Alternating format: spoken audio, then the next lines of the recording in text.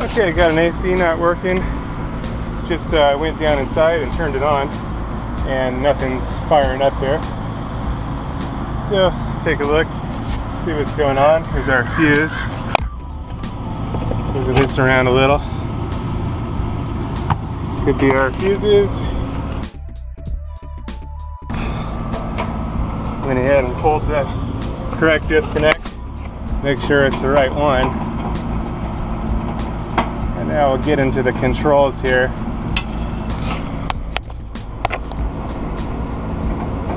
It was repaired the other day, and they replaced the capacitors. Let's see, but I got a report that it wasn't working today, so that's not good. Oh, that's where the fan motor is. That's not what we want. A little different style unit, and we'll get to the bottom of it here. I'll go ahead and put this plate back. We don't need them there. I need the capacitor.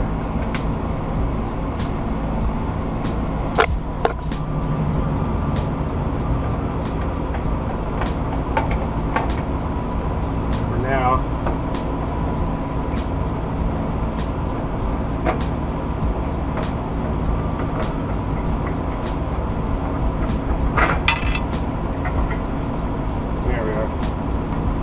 What do we got?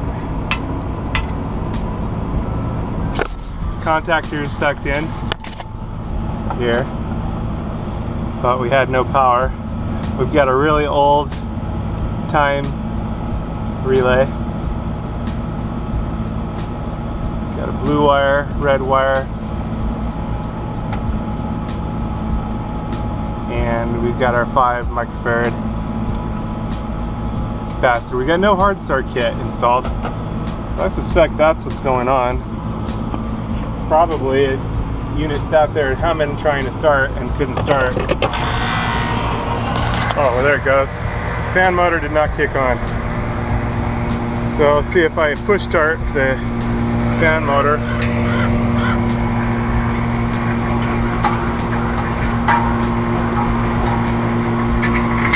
It's not that easy to get in there.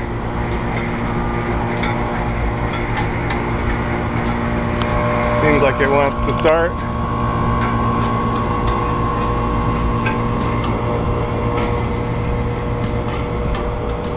Nope. Guess I'm just gonna pull it. So our fan motor's not starting. Not good.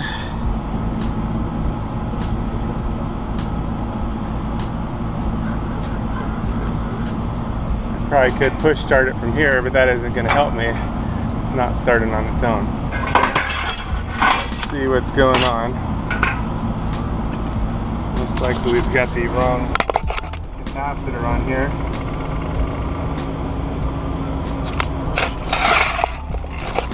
Also don't have a hard start kit on here. I'm going to add the hard start kit, but I'm also going to check the capacitor here and see what's going on. Got a 45 plus 5.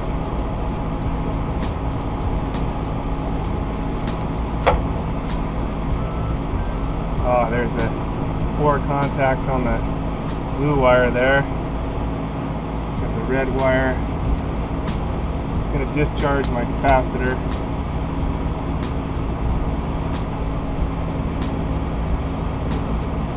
All kinds of fun on this one. Man, oh man. Fan is going to the correct spot, so that's good. I may use a separate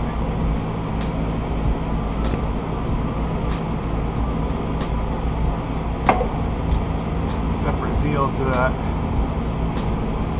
fan.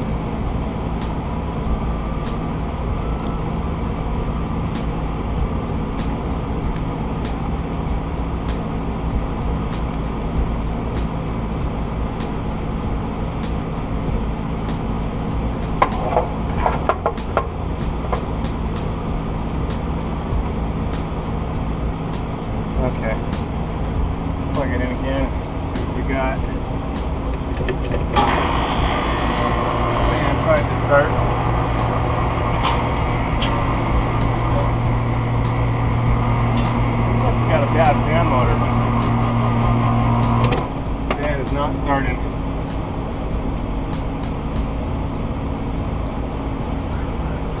new cap, and it's a 5 microfarad cap, so looks like we got a bad fan motor.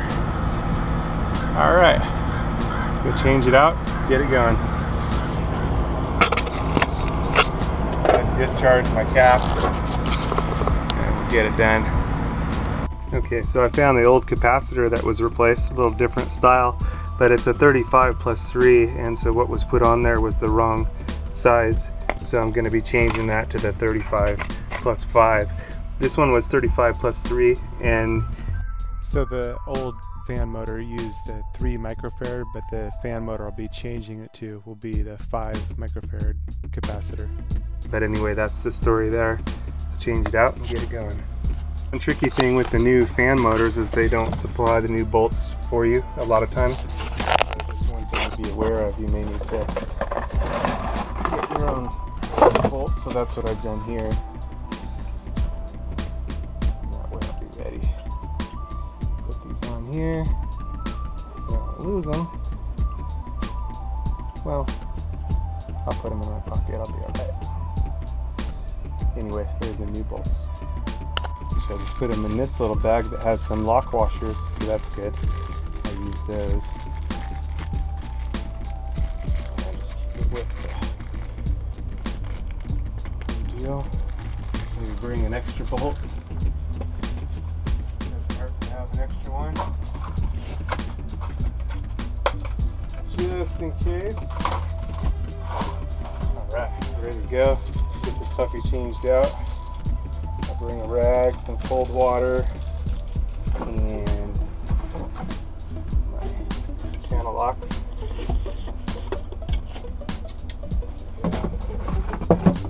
Get it going, get it done.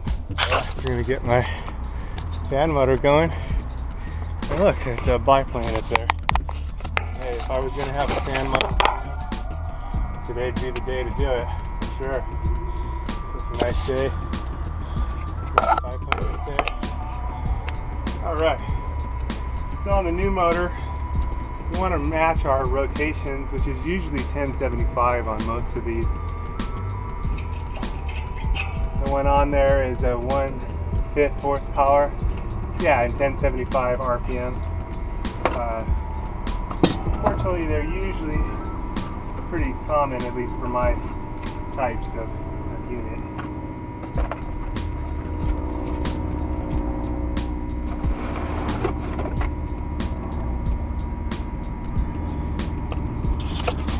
There's the biplane. Alright, and here's my new motor. Anyway, one thing to watch for is the length of the motor. I have had these where the shaft, I had to cut it off with a sawzall once I had changed it. But it's pretty simple. There's our new motor. My new one is 1/4 horsepower, but it's got the same RPM, 1075 RPM, so that's just fine.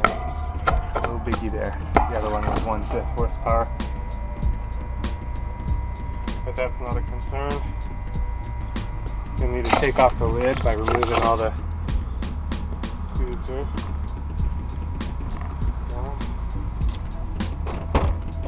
And once again, if I'm going to have a fan motor go down, today was the day. It's a nice, beautiful day.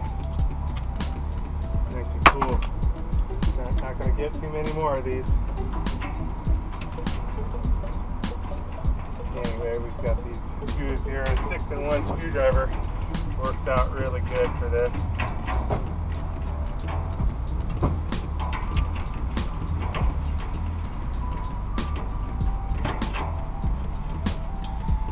Okay. Here's our lid that'll allow us to pull the motor off. And we can trace our wires back. I want to make sure we discharge our capacitor. The capacitor holds the charge in it even after the power is disconnected. So what you got to do is bridge the leads of the common and hermetic side with holding only the insulated portion of the screwdriver. Just bridge the leads like so. And now we're going to need to disconnect the wiring to our fan motor. And this unit passes right through the back right here. The brown fan lead comes to the brown for the compressor here, for the capacitor here. I'm gonna be changing this capacitor because this was the wrong capacitor. 35 capacitor instead. So there's that. Probably gonna need to cut this cable tie to make it easier to get this out of there. We've got our black wire from our fan coming up to the top of the contactor, and the red wire. Yeah, just a nice cluster bomb of all kinds of stuff going on. But I'm just going to change that motor. Anyway, it looks like the black goes to one side and the red goes to the other side, and then the fan cap goes there. On our new motor, we've got a brown wire and a brown and white wire. The brown and white wire we're going to cap off, and it's going to stay off. The brown wire will go to our fan, just like this one here. Since we've got a 3 wire and we're going to a 4 wire fan now.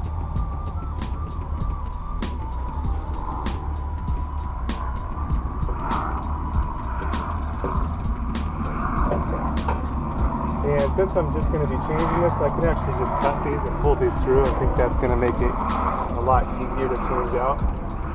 So, cut the fan motor out. And then I can mimic my wire positions really simply. And now I can pull my lid off. And we'll be able to change this out. This motor has a nice short shaft, which is good because we got to pull the blade off. Pulling the blade off is about the most difficult part of changing the fan motor. Makes me wish I wore some gloves, but I did not. I'm going to go ahead and pull the wiring through this side.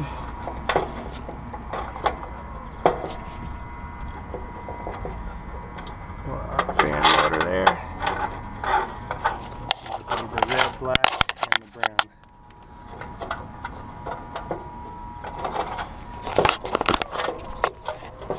There we go. Yeah, that's a mess there. Alright. Now we're going to pull this apart, pull off our fan blades. Hopefully this goes simply.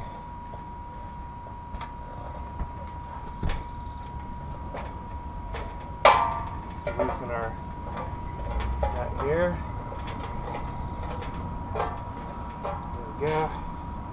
And now try to get underneath there and hold the post while we pull the blades off. Definitely easier said than done.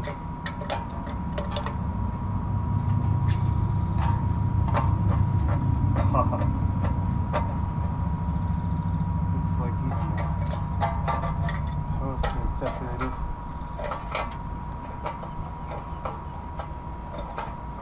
And the blades. That's not fun.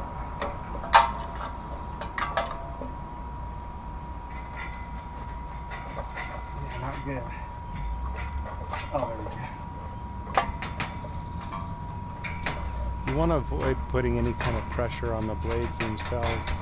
That way it doesn't change the pitch at all, because then you get fan wobble and you have to start all over. Almost there. Sometimes if the post is longer, you want to sand it first to be able to remove it. I tell you, I got really lucky there. That went really easy. Okay. And now we'll remove our motor here.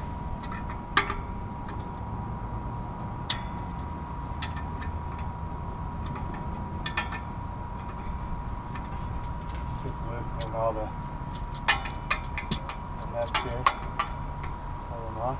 If I can get away with reusing these caps, I will. I can always do that though. Depends how far up things set.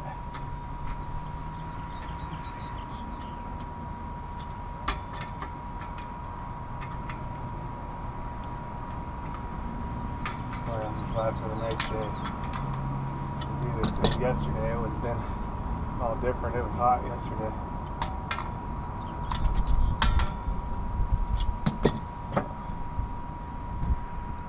Better. Much better.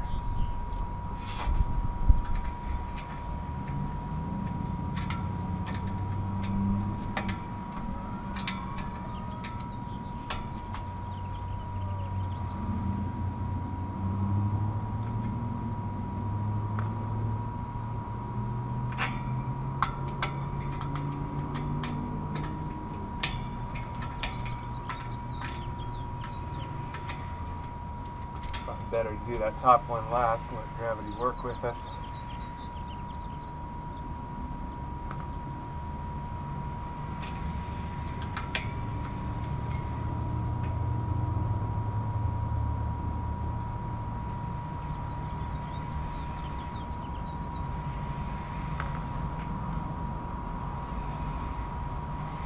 Alright, there we go. Now we've got our motor cable shaft on this side. Kind of a nice deal. Let's preserve that. Okay, we'll feed our new motor right on through there. And we're going to need our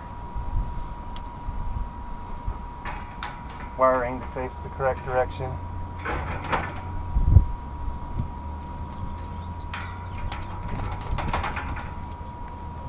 And this is a pretty good deal. Split it, pass it on through. With our directional switches, we have a couple options. Now, if your units are on the ground, you're going to want to anchor your directional switches underneath here. But my units are on the roof, and on the roof you can get away with actually passing them through the top, so that if you needed to change the wire direction, you could do it from the top. So, since mine are on the roof, that's what I can do. Again, if your unit's on the ground, you don't want to do that because you don't want any kids or any people to mess with it and get shocked. So that's not fun.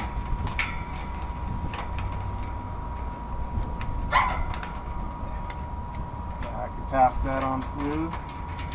There we go.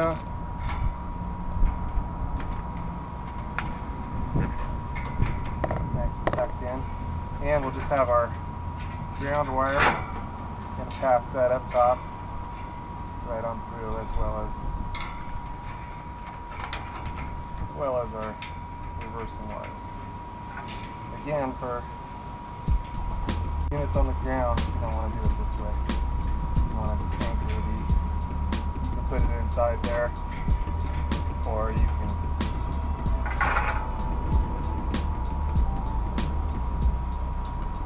put it inside there, or you can cable tie it, whichever